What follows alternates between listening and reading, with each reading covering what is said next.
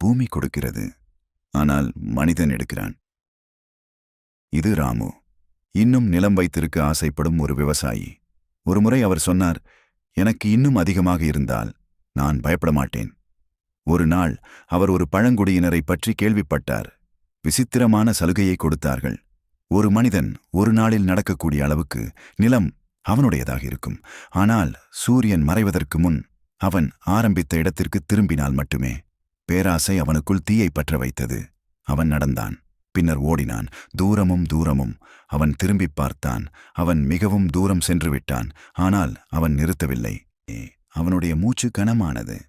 சூரியன் மறைந்து கொண்டிருந்தது. அவன் இன்னும் கடுமையாக உந்தினான்.